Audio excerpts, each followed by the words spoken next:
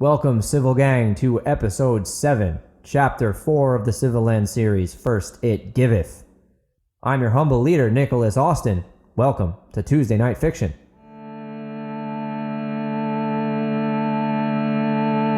This sound will call with spirit true. I swear I'll hear that sound in you.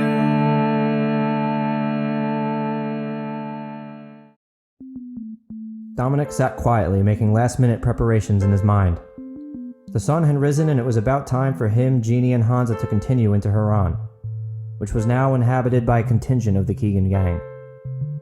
These men were all certainly aware that Jeannie was on the loose, and the sight of a Vahani in Harran alone would be suspicious. Dominic knew that they'd have to be swift if they were to make it to his home unseen. He had spent the entire night drawing up plans to sneak the children in, and felt that he had several ideas with potential. He signaled to Hansa, and after they had finished gathering the supplies, Dominic gently approached Jeannie, who sat in what was likely once her front yard with her hands around her knees. "I'm afraid it's time to go, Jeannie," Dominic said apologetically. He felt for the girl's pain and hated to have the burden of being the one to constantly point out reality to her. To his surprise and relief, she graciously replied, "I know. I'm ready." Hansa then helped her to her feet, and their march began. Dominic opted to describe his intentions to the children as they made their way toward the town. "During the day, the Keegans will likely be scattered about town," he started. "Our chance to sneak you children in will come at night, at which point most of them will probably be at the saloon.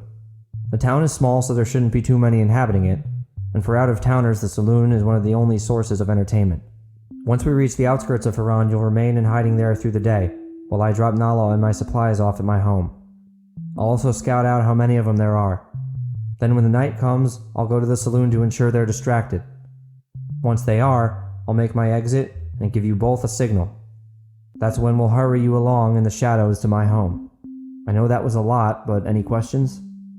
"Yes, where will we hide while you distract them?" Hansa asked. "The saloon will be one of the first buildings you'll see when we reach the town. So you'll be in the same hiding place you start in," Dominic answered. "When the time comes, I'll whistle 2 times as such." He let out a whistle like a bird call. "Then you'll meet me in the back of the hotel which sits next to the saloon, and we'll go from there." "So are we just to sit there all day helplessly? What if we end up found?" Hansa worried.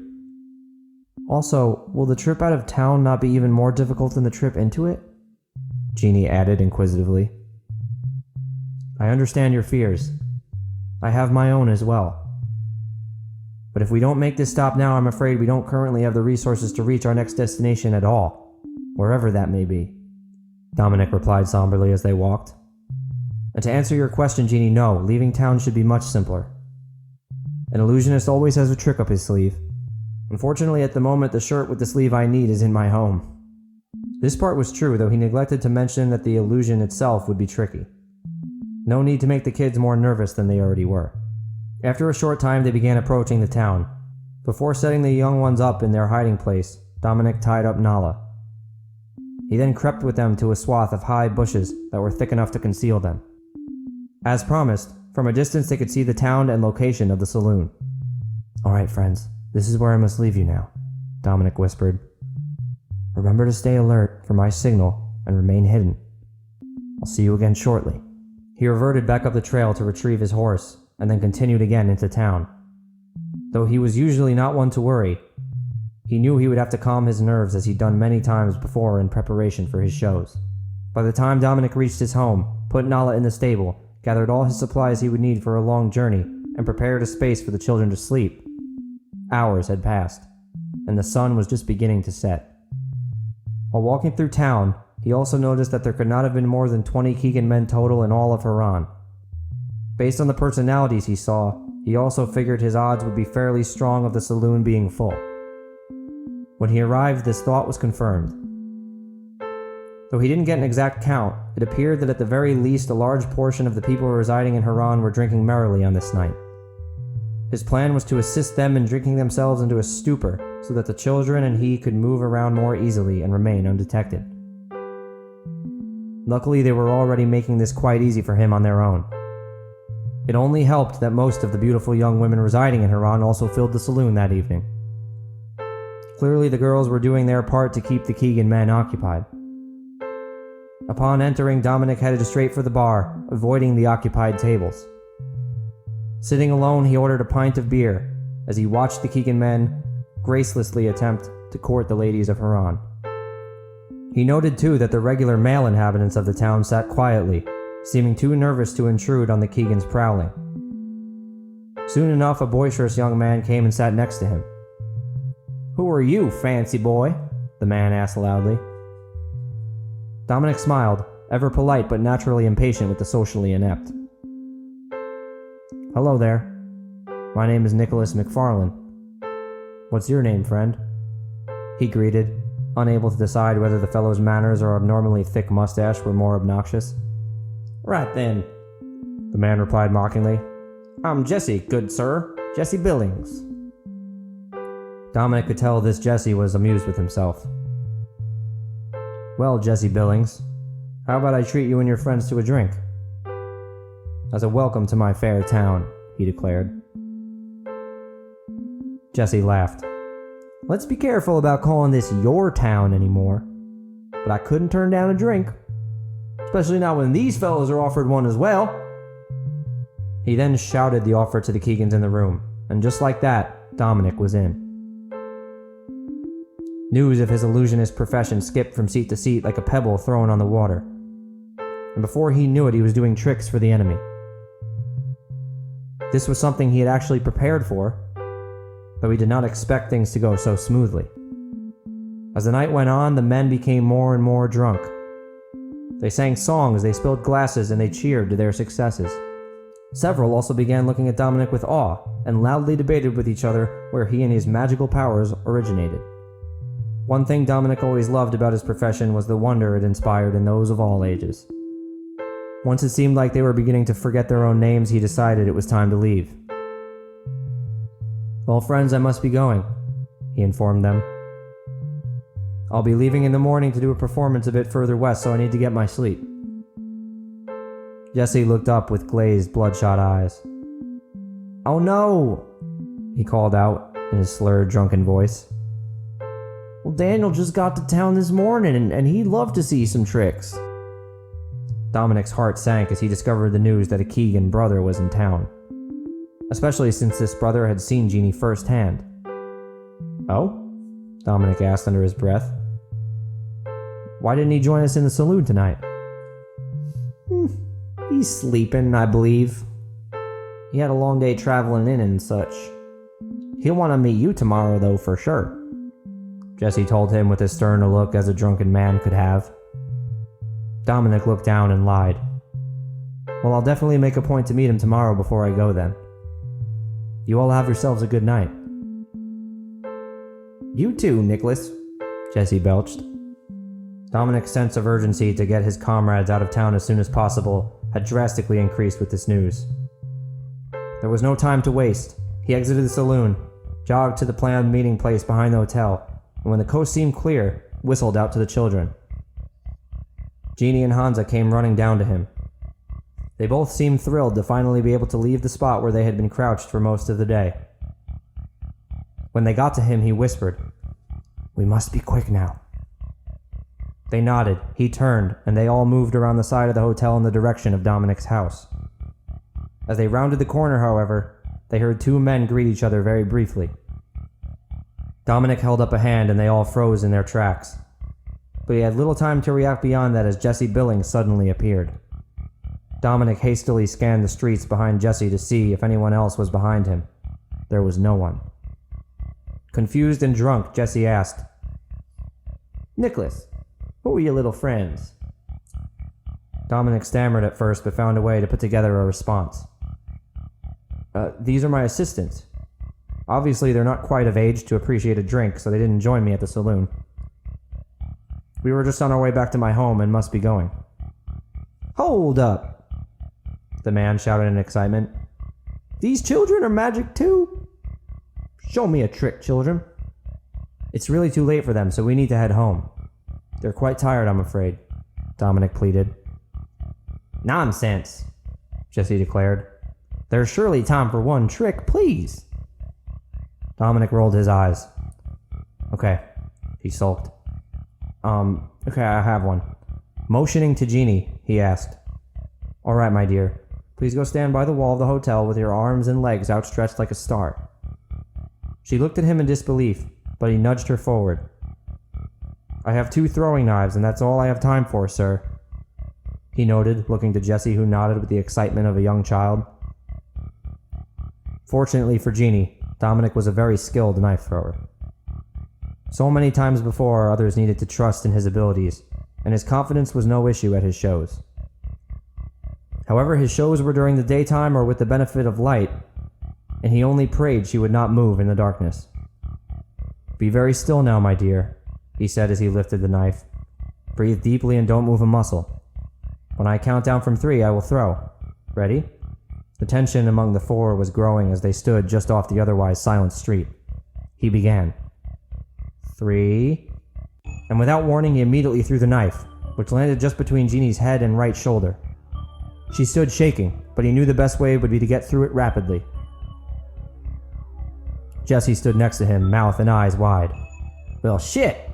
That was brilliant, he declared. Again! This time, Dominic was the one who took a deep breath. On the next throw, he gave her a full countdown and hurled the second throwing knife. This one landed just between Jeannie's left arm and leg. The illusionist was overcome with relief as Jeannie began to move away from the wall. Dominic turned to Jesse and chirped. Hope you enjoyed the show and have a good rest of your night, sir. Now we must be off. The drunken man lost all childish excitement he previously had. In a dark, cold tone, he uttered, No. Though he was certainly still drunk, his voice no longer sounded it in that moment. He reached for a hunting knife that had been attached to his waist, extended it to Dominic, and demanded, One more. Dominic stared at Jesse with a challenging glance while Jeannie continued to shake in terror. His distaste for this man had been building since the moment he met him, and he was just ready to be done with him. Please, Jesse, he replied. Please don't make me do this. It's too dark outside and we're all tired. I don't think it's too much to ask, Jesse demanded. And like I said, this isn't your town anymore. You need to learn that you don't get to choose. We choose now. And I say you're throwing the damn knife. Dominic let out a deep, downward breath. Okay, Jesse, he sighed. He gestured for Jeannie to go back to the wall. She and Hansa both looked at him in disbelief, while Jesse's expression had returned to its original giddiness. Let's see it then, he cheered. Dominic looked into Jeannie's eyes and promised, My dear, this will all be over soon. He then hoisted up the heavy knife to aim. He took a minute to analyze. You know, Jesse, this knife is obviously heavier than the ones I threw before, which will make it even more miraculous when I hit my target, he smoothly explained as he took aim. I take it you're perfectly aware of that, though. Jesse's gaze was still set on Jeannie as he laughed and replied, I might very well be aware of that. We'll be seeing what you're made of tonight. Yes, we will, Dominic replied. His hands were now sweating, and he was horribly worried. You know, I hope you've enjoyed my town, Jesse, though I wish you had never come to it.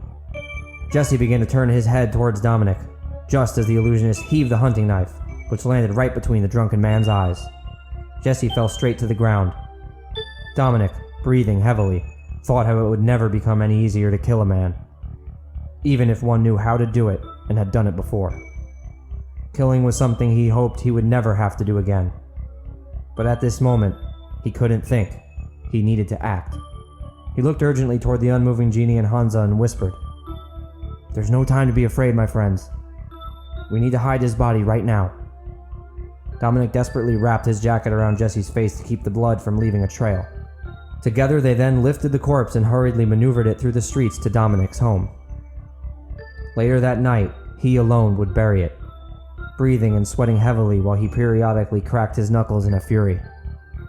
As much as he did feel relief that no one would ever have to be bothered by Jesse Billings again, he still wished it hadn't come to taking the man's life. What if there could have been another way? Had he thought it through enough? Had he been wrong? Before he knew it, he was brought back to the darkest time of his life, to a place he'd hoped for so long that he would never visit again.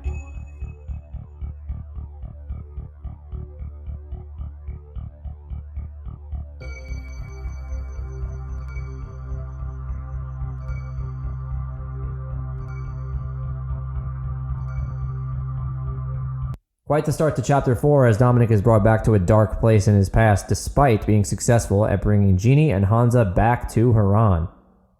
That was part 1 of 4 parts for Chapter 4. Let's get on to part 2.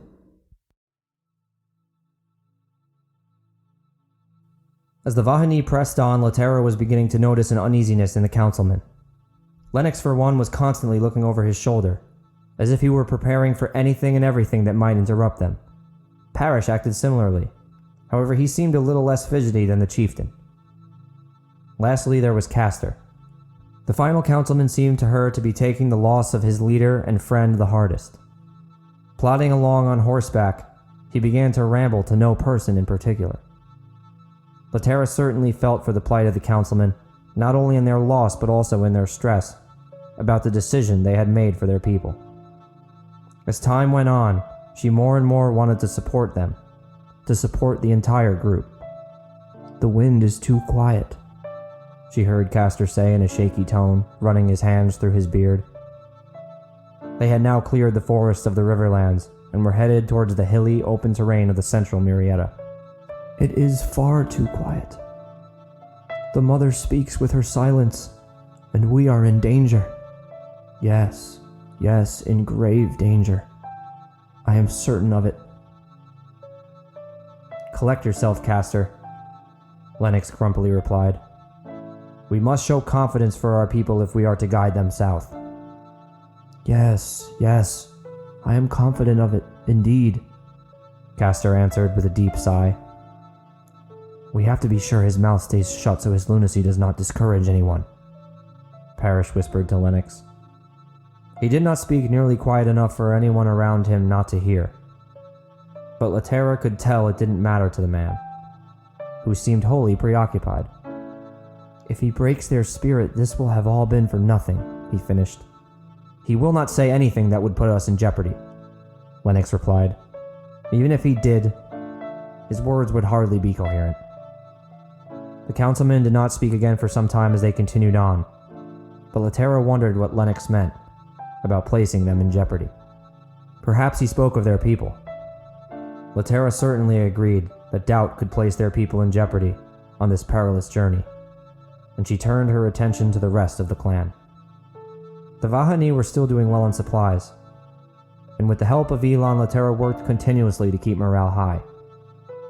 The two were inseparable since the trip began, and she was pleased with how supportive he was being of her efforts. "You do not have to do all of this, you know," she said appreciatively as they rode alongside one another.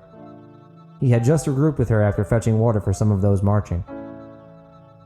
"It is very kind of you, but you are already a hero for making this journey." He looked pleased that she called him that. She had a feeling that was the word he'd always longed to be called. "I know I do not have to," he replied gallantly. "I did not have to be the one to make the journey north either, but I chose to, and I also chose to help you and your people." "Well, you should know I am very thankful for that," she said as she blushed, noticing his slip-up. They continued to walk on, and soon they approached the top of the long, rocky field they trekked along. When they did, Elon's eyes widened. He then hurried his horse on toward it. "Where is he off to?" shouted Lennox. At the top, Elon halted his steed. When the others caught up, he explained, "This is the campsite I departed from not long ago before I found you all. It is the last place I saw my people.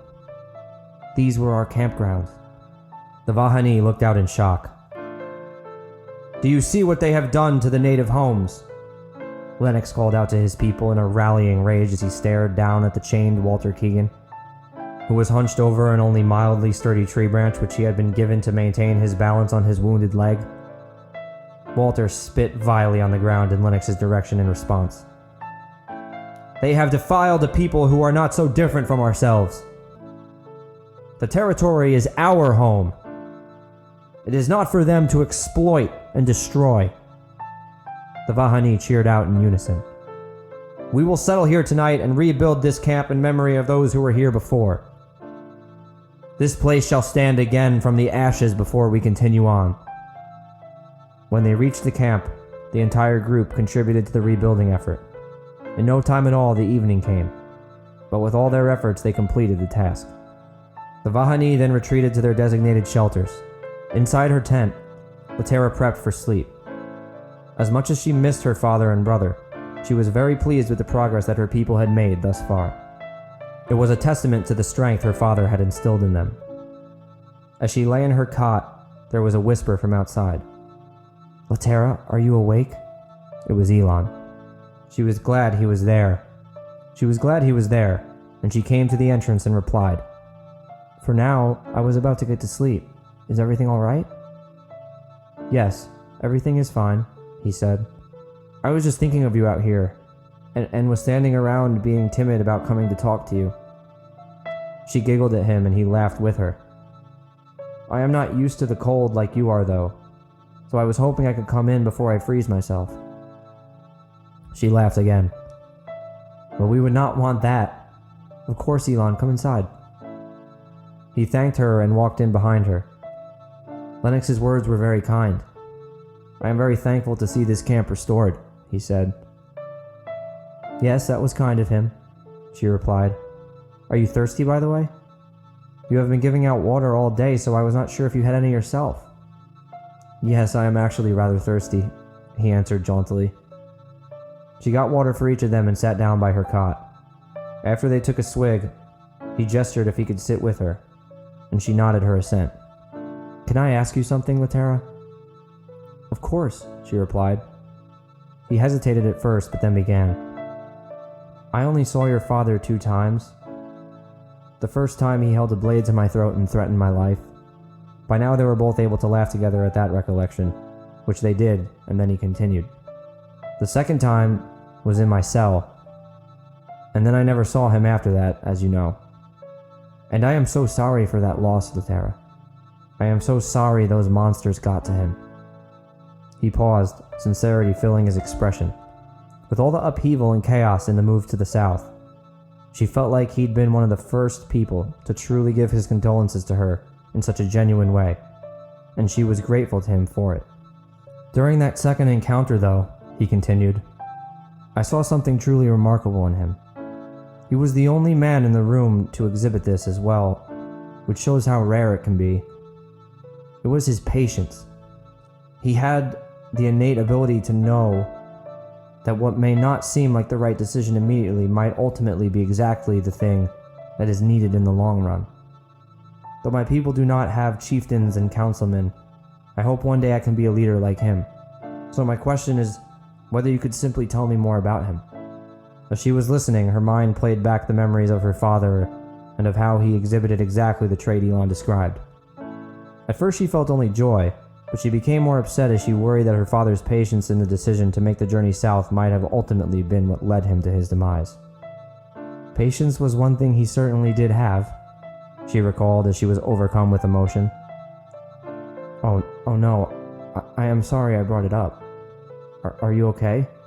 he asked, moving closer to her side. "Yeah, I will be alright," she replied. "I just miss them. And I am sure that you always will," Elon said. "I cannot imagine what you must be going through, but I promise you that we will make this unification happen in his honor, and all of the Murrieta will be better for it. All of its people will be brought together, and we will build a place together that he would be proud of."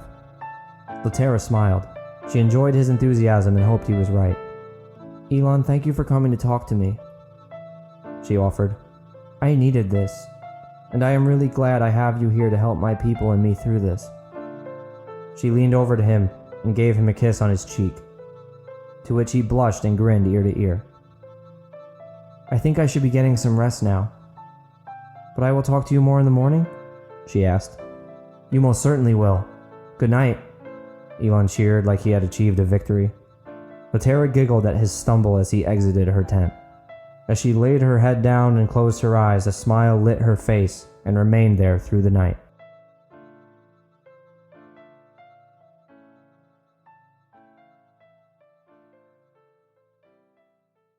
So with Tara out in the wild world, romance seems to be budding. That's part 2. Time for part 3.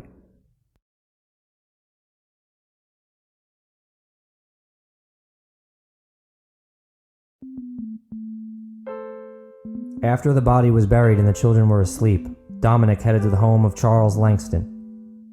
Dominic, like most who knew Charles, thought him to be mostly odd and dim-witted.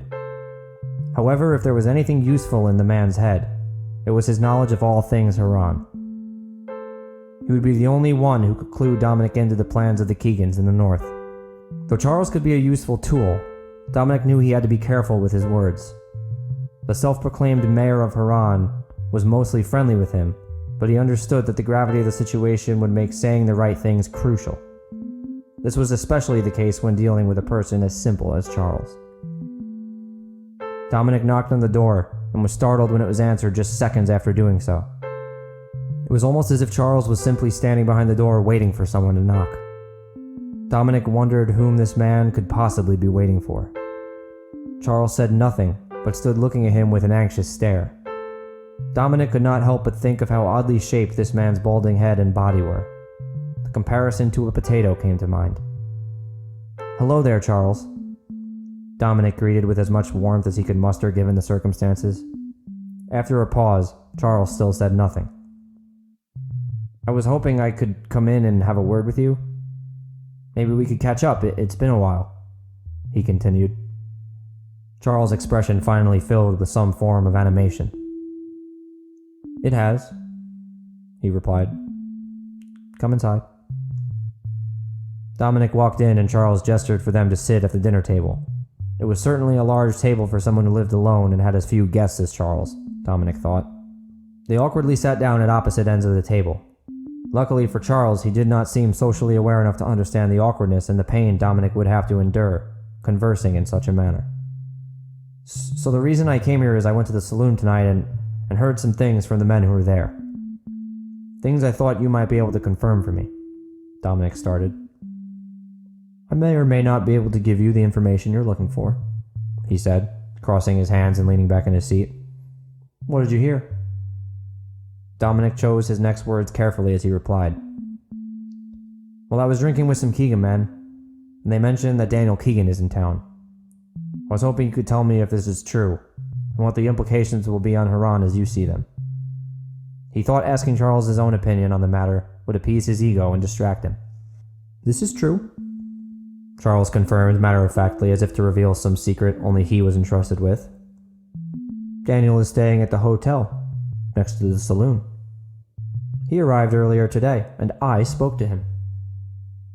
He's a very kind, very intelligent man.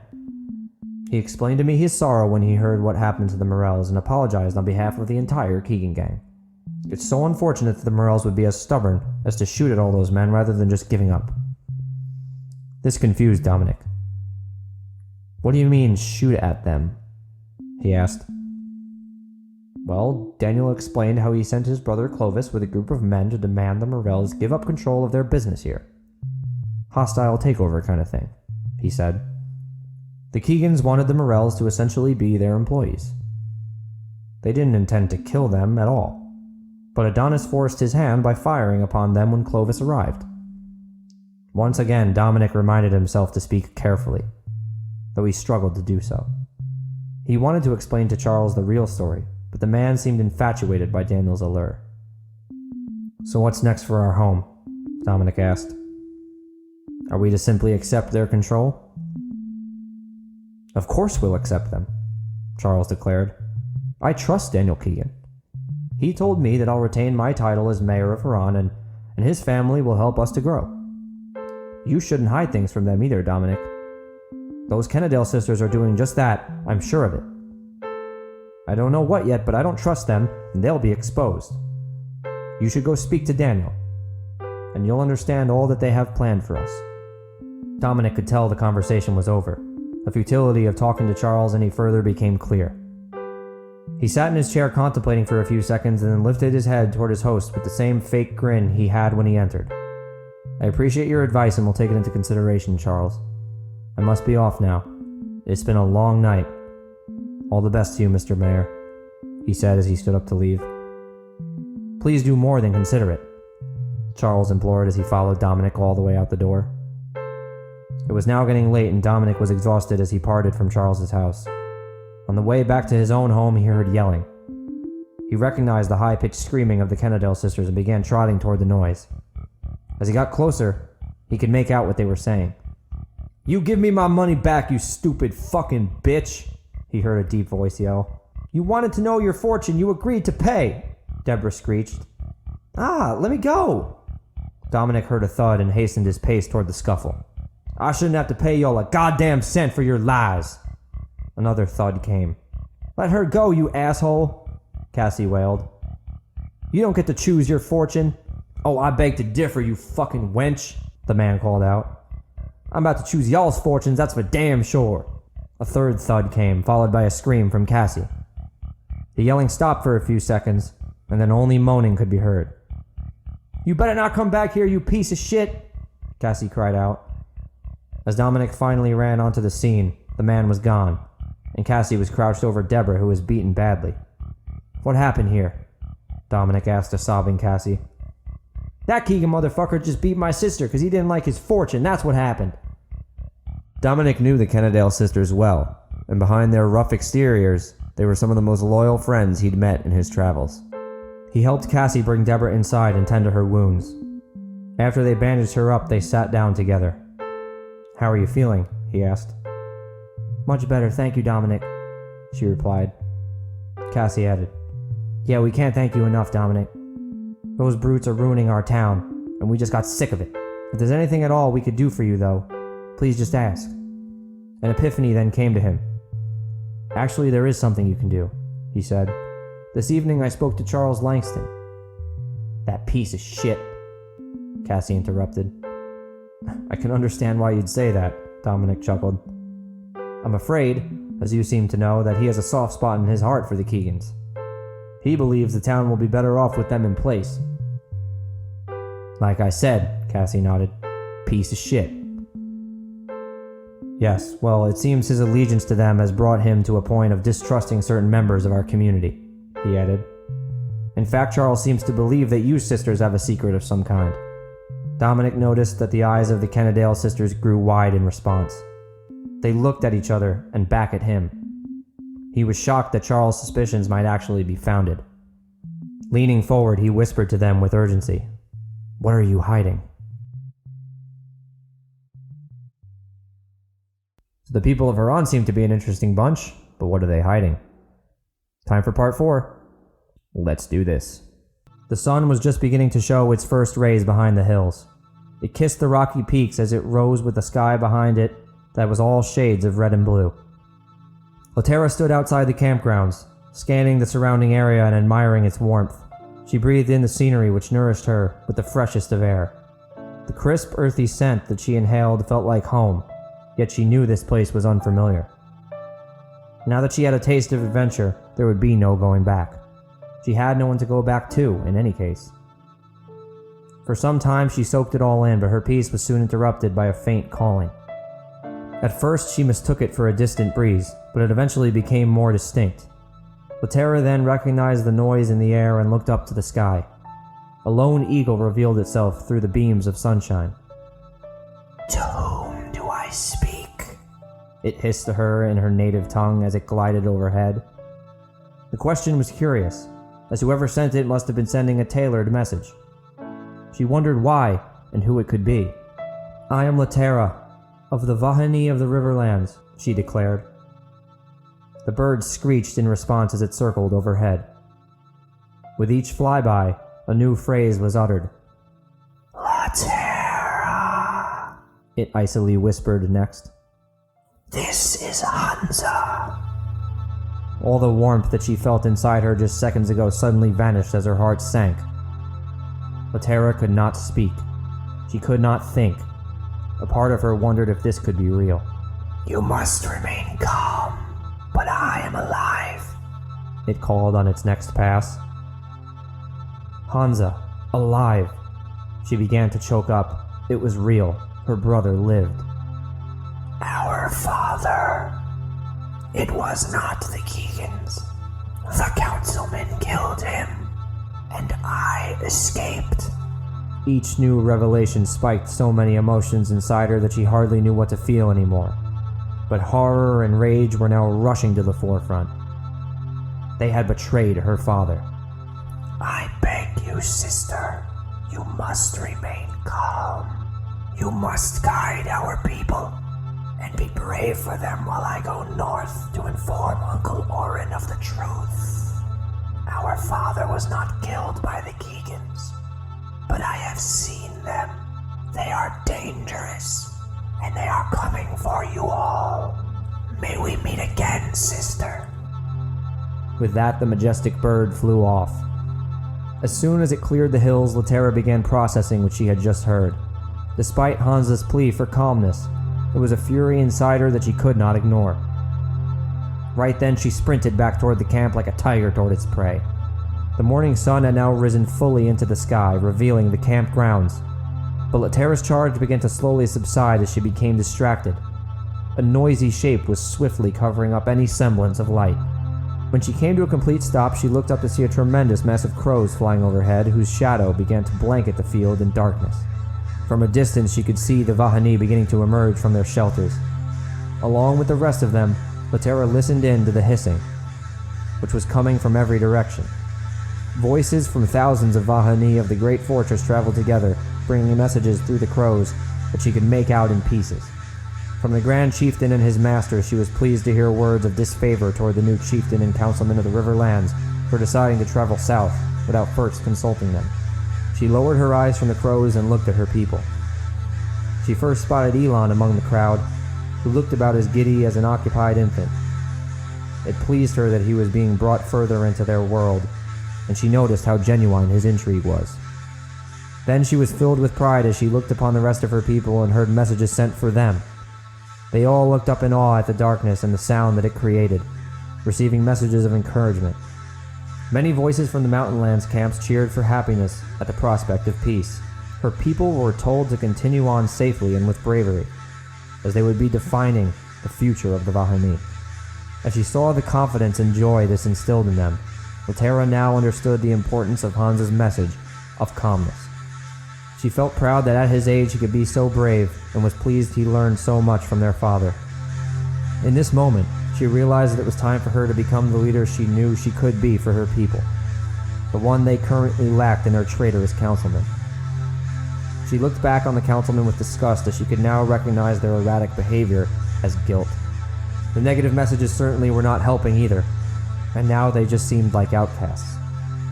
There would be a time for justice, she realized, and she would certainly need that time for her own satisfaction. But for now, though, they were the least important people at the camp. Then, among all the wonder, a scream rang out, followed by a thunderous pattering of hooves. From inside the darkness created by the birds, the sight of a battalion of men on horseback could just be made out. They charged full force at the camp from over the hill, several armed with torches. In response, Latera ran to close the remaining distance to the camp and screamed at the top of her lungs, "Prepare for attack!" Yet it was too late for a significant defensive response as the men were nearly upon them now. With the sound of the men and horses, the crows broke into a frenzy. The mass of birds descended on the camp almost simultaneously with the attacking mob. When the forces met at the campgrounds, it was a scene of havoc.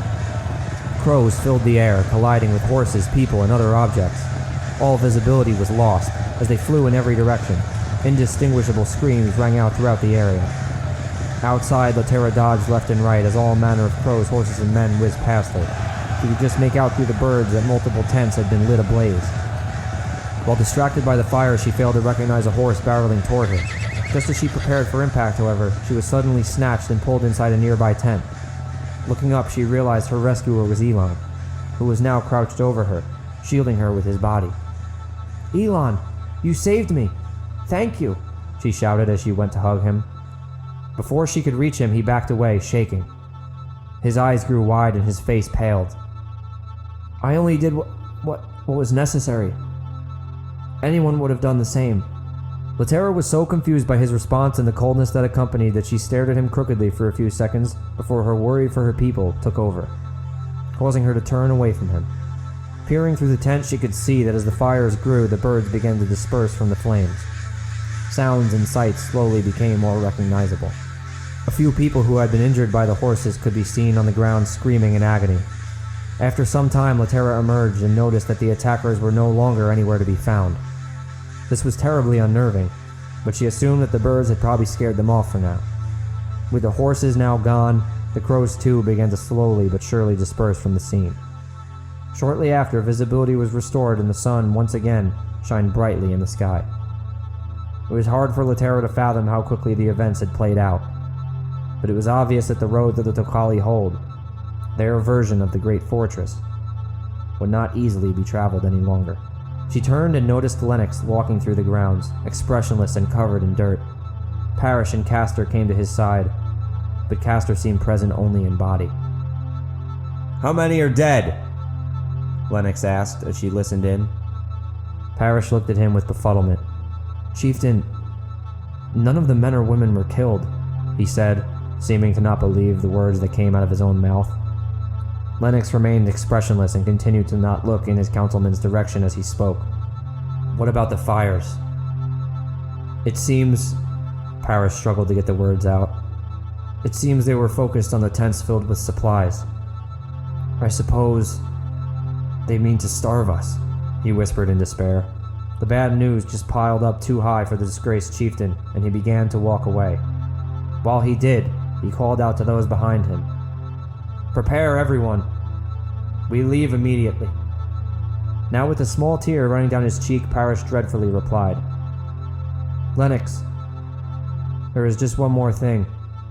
The chieftain turned with a look that dared his councilman to give him worse news. "They have taken Walter Keegan."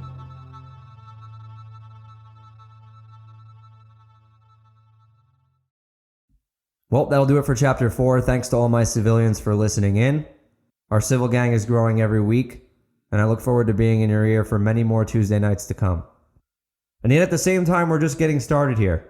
So any feedback you have about any episodes, about the books, about anything at all, if you just want to talk, feel free to reach out on social media or on my website, nbaustinbooks.com.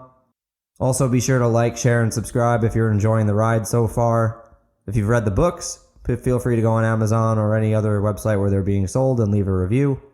Also, if you review the podcast, that would be fantastic. As mentioned in previous weeks, we have 1 week left until the giveaway. I'm giving away signed copies of the first 3 books of the Civilands series, so you won't want to miss it. But also giving away a copy of Ready Player One as well. So 4 paperback books in all. No strings attached. All you have to do is share the podcast, or share the books, or share whatever you want that has to do with the Civilands series.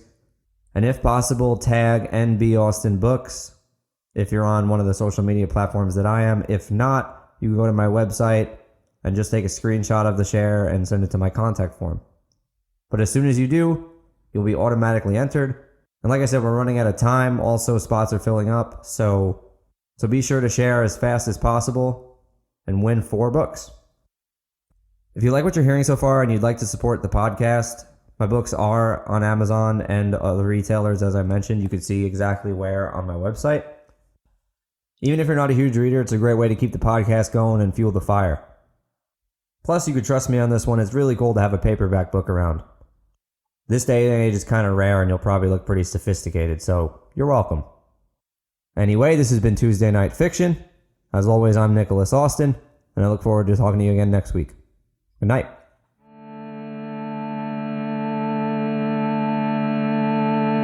The sound will call